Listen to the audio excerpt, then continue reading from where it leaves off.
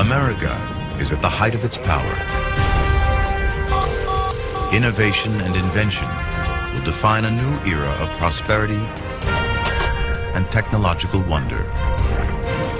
One invention will change the world, along with the biggest communications revolution ever seen. And while old threats fade, new challenges will test America as never before. The 1970s. America is locked in a global standoff with another superpower, the Soviet Union. It's the Cold War. Communism and capitalism clash in an ideological battle for supremacy. For many, it's an era of fear and uncertainty, nuclear nightmares. By the end of the Cold War, the rival countries will amass enough explosive firepower for over 1 million Hiroshimas. But the Cold War has another battlefield: the space race. And when America claims the prize by putting man on the moon, a technology that will define the era comes of age. Television. 185 million Americans are united in front of their TV sets. Looking back at those images now, we marveled at the clarity of the picture. This was live from the moon, after all. It was the height of technology, and we marveled at it. In 1940, there are just a few thousand TV sets in the whole country. By 1970, there are over 60 million. TV will play a defining role in shaping a new era. America has always tried to adopt new technologies. Television as we know it today, I mean, it was considered, think about this crazy idea where we can send moving images to any place in the United States.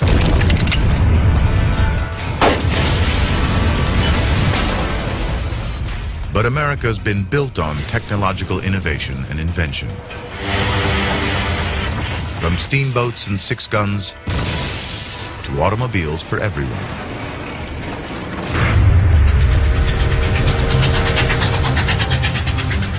It's conquered a continent with technology.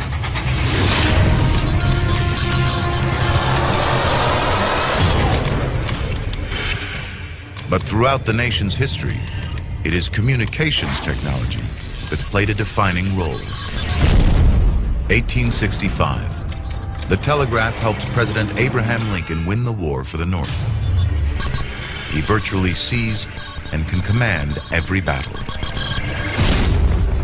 1945.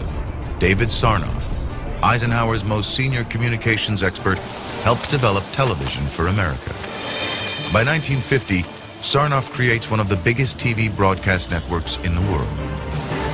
TV may be a new form of entertainment, but it's also the most powerful communications device in existence.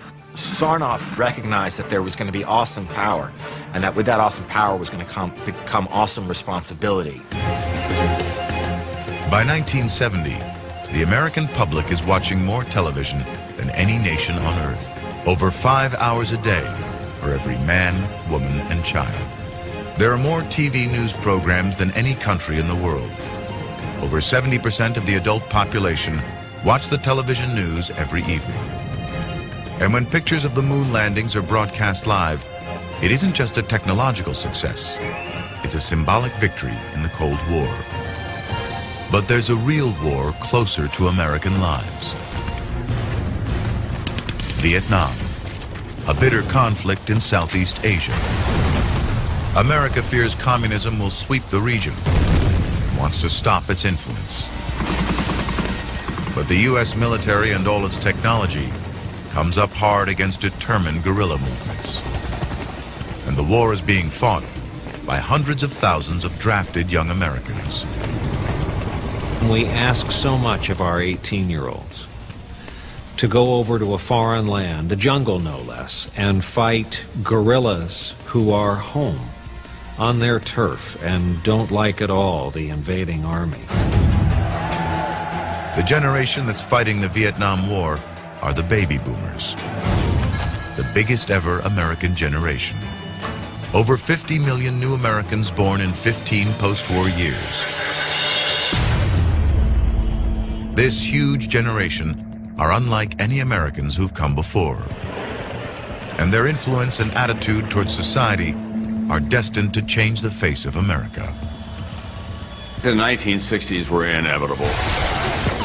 The greatest generation came home with a fixed idea of what life should be about. And they were so busy putting their own lives back together again in a traditional fashion that they weren't paying attention to the changing sensibilities of their children. America, in a way, reinvents itself every 10 or 15 years. And that reinvention is always feared by the generation that came before. June 1969, upstate New York, Woodstock. A weekend concert for over 100,000 ticket holders is overrun by nearly 500,000 baby boomers. Over 1 million more try to get in. It's the world's biggest ever music festival and becomes the boomers' coming out party, a signal to America of the generational change taking place. Going from a society and culture that was fairly buttoned up and prim and proper to one that suddenly was, well, we had Woodstock, we had hippiedom, we had free love. Baby boomers had a huge, tremendous impact on how we view the world and how we view society. But the baby boomers aren't just rebelling against their parents' values. People began to attempt to affect from the streets the highest levels of foreign policy. The baby boomers want an end to the Vietnam War, and they take their protests to the streets. But the willingness to stand up for what you believe in mass demonstrations of revolt, that's very American. In the Vietnam War, people were unwilling to die for something they didn't believe in. Protest is deep in the American character. The Pilgrims against the old world and religious persecution. The colonies against the British and their taxes. Frederick Douglass and Harriet Tubman against slavery. 1970. There have been thousands of anti-Vietnam War protests. Kent State, University, Ohio. The National Guard are ordered in to control 500 protesting students. Television is here watching.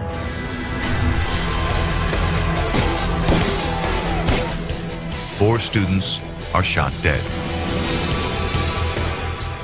I think that drove it home for a lot of Americans to see on their television and to have this mass of people who felt so passionately about it. The images. You know, America is a very visual country.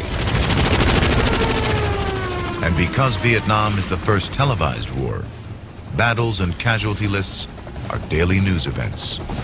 Television brings the reality of the war into the nation's living rooms. Just as 100 years ago, Civil War photography revealed the true horror of war, now, TV news images begin to turn the nation. We had already lost over 50,000 soldiers, many more wounded than that. I think most Americans realized Vietnam was a hopeless cause. More bombs than were dropped in the whole of World War II. Hundreds of billions of dollars. But what most Americans remember are the pictures they see on their TV sets. Watching people in Saigon clinging to helicopters as we left in disgrace. This is a profoundly un-American notion. 1975, and the Vietnam War is finally over. In many ways, it really was the anti-war movement on the ground that shaped our story of Vietnam and, to some degree, the actual experience of the war. For many of the baby boomers, the protest and rebellion has a wider aim: to create a completely new way of life. You could rebel against your parents and rebel against society while creating your own utopia. This is a very 60s ideal. Creating a land where you can live your dreams is part of the American character. It's the reason the Pilgrims came to America. Why Mormon pioneers headed west. The baby boomers aren't looking for a new land. They want to change American society, make it a fairer place. As the 60s turn into the 70s, black activism burst onto the agenda and the streets. The baby boom generation shaped America. The movement for equality for women in the workplace certainly came out of that. A tiny moment in American history gave a lot of confidence to American women. Freedom is freedom. All men and women are created equal. I had no prior knowledge of the Watergate break-in. I neither took part in nor knew about any of the subsequent cover-up activities. 1974. President Nixon is implicated in the break-in and the bugging at his political rival's headquarters. He's accused of covering up the crime. Congress starts an impeachment process which transmits live on television. Holders of the highest offices in the land are subjected to a grilling watched by millions. The Nixon administration hits the TV age and loses.